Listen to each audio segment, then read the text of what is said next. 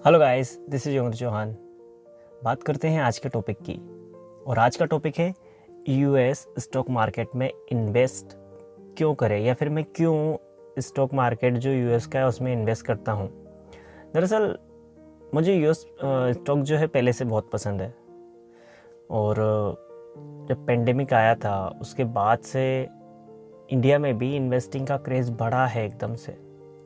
10 करोड़ से ज़्यादा demat account हो गए हैं। 12-13 हज़ार करोड़ के आसपास एसआईपी अमाउंट आ रहा है म्यूचुअल फंड में, और म्यूचुअल फंड इंडस्ट्री भी लगातार ग्रो कर रही है। यानी कि लोग अब इन्वेस्टिंग की ओर जागरूकता बरत रहे हैं, पैसा आ रहा है, रिटेल निवेशक बढ़ रहे हैं और इंडिया ग्रो कर रहा है।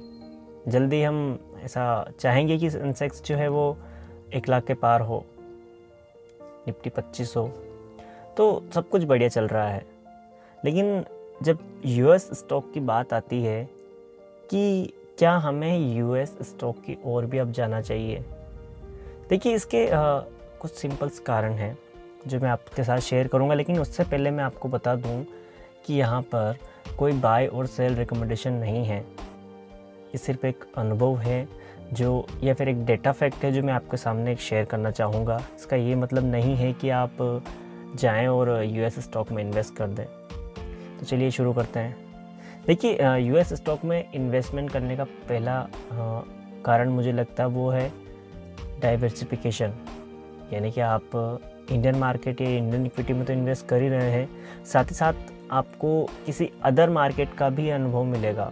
आप ज़्यादा अमाउंट नहीं, छोटे अमाउंट से भी शुरुआत कर सकते हैं, तो आपको एक अदर जो अबाउट मार्केट है उसका भी अनुभव मिलेगा। और ये सबसे अच्छी बात है।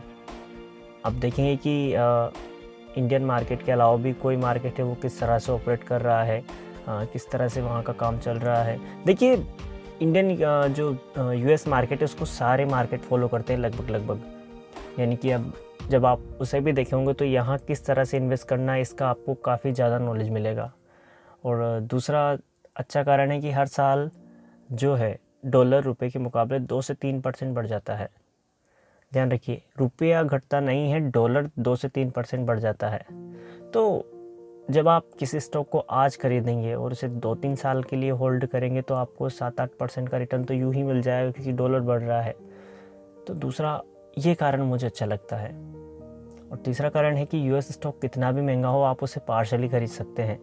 यानी कि आप उसका बहुत छोटा हिस्सा भी खरीद सकते हैं। चाहे आप अल्फ़ाबेट या फिर मेटा हो या किसी भी स्टॉक को खरीदना चाहते हो, वो काफ़ी महंगे होते हैं, तो आप उसका छोटा टुकड़ा भी खरीद सकते हैं। ये जो भारतीय ऐप से बहुत सारी ये प्रोवाइड करती है, तो ये तीसरा बेनिफिट है। और चौथा ये कि जब हम बिगिनर्स होते हैं या फिर जो इन्वेस्टर होता है वो ये देखता है कि कौन सी चीज़ हम इस्तेमाल कर रहे हैं और कौन सी चीज़ अच्छी है, ताकि हम उसके स्टॉक खरीदें। और ऐसा बेसिकली होता भी है। अगर कोई चीज़ हम इस्तेमाल कर रहे हैं और वो अच्छी हो तो हम चाहेंगे कि हम उसमें इन्वेस्ट करें।